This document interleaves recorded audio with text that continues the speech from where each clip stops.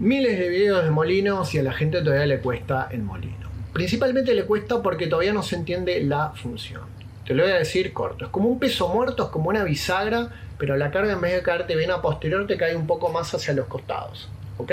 O sea, te sigue cayendo a posterior, sí, pero como hay una torsión ubicada en las caderas, ¿sí? No tanto al nivel de la columna, la carga la vas a sentir más en el lateral de un muslo y en la parte interna del otro muslo, y obviamente en toda la cadena posterior, y obviamente en toda la parte superior, como vimos en el video de barra de brazo, que es el video. Bien, vamos a usar estos videos de la capacitación en Costa Rica. Fíjate con el bastón lo que estamos haciendo. Con el bastón estamos indicando la línea en la que no tendríamos que sacar la carga. Yo siempre trato de mantener la carga en ese miembro inferior derecho que tengo ahí, es donde estoy llevando la pesa, principalmente por encima de la cabeza. Entonces, yo con un bastón o con una pared o con lo que me sirva de guía, ¿sí? Voy a tratar de siempre mantener mi cadera a nivel del talón de apoyo de ese mismo miembro inferior. Bueno, con un bastón también es válido entender que la columna no sufre inclinaciones, ¿sí? La columna no se dobla.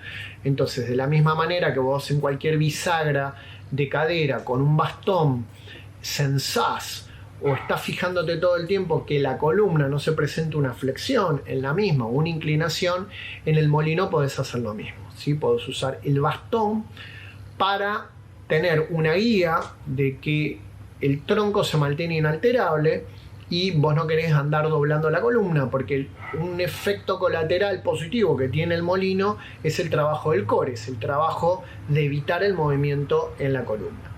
Siempre cuando trabaje con pesas voy a empezar con la pesa colgando, que es mucho más fácil que sostener la pesa por encima de la cabeza. Entonces simplemente voy a trabajar como con una bisagra de cadera. En el video estamos mostrando que en una bisagra convencional la carga te cae más bien posterior y en el molino te va a caer más bien diagonal la carga, ¿sí? Imagínate como un anillo que recorre todo tu cuerpo, que ese anillo existe, que es justamente las vías musculares, o sea, la composición de un músculo que cuando se termina se continúa con otro músculo, con otra fascia u otra estructura. Entonces la primer bisagra va a ser con la pesa colgando, arriba y abajo, no hacia los costados, ¿sí?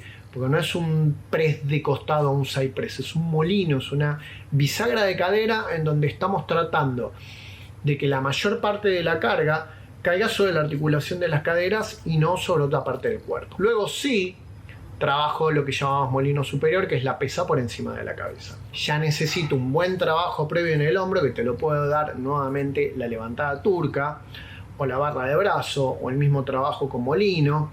Y fíjate cómo el movimiento siempre es arriba y abajo, ¿sí? Es bisagra arriba y abajo y no es hacia los costados. El molino es otro excelente ejercicio de movilidad con carga. ¿Para qué sirve? Movilidad con carga, ¿sí? No es para hacer más fuerte. ¿Vas a ser más fuerte? Sí, si haces un molino con 100 kilos, claramente. No es para ponerse más grandote, no es para ponerse gigante, no es para nada de esas cosas. Es movilidad con carga. ¿Movilidad de qué? Movilidad de las dos zonas más difíciles de generar movilidad, que son las caderas y que son todas las estructuras de la cintura escapular. Entonces, muy pocas cargas, al principio sin cargas y respetando siempre todas estas alineaciones, y obviamente como en el medio de todo este trabajo, de todas estas fuerzas está la columna, moderadas repeticiones también, tampoco meter un volumen demencial de repeticiones, y ante cualquier sensibilidad o dolor previo que vos tengas en cualquiera de estas zonas, evitar el ejercicio o trabajarlo con cargas más adecuadas.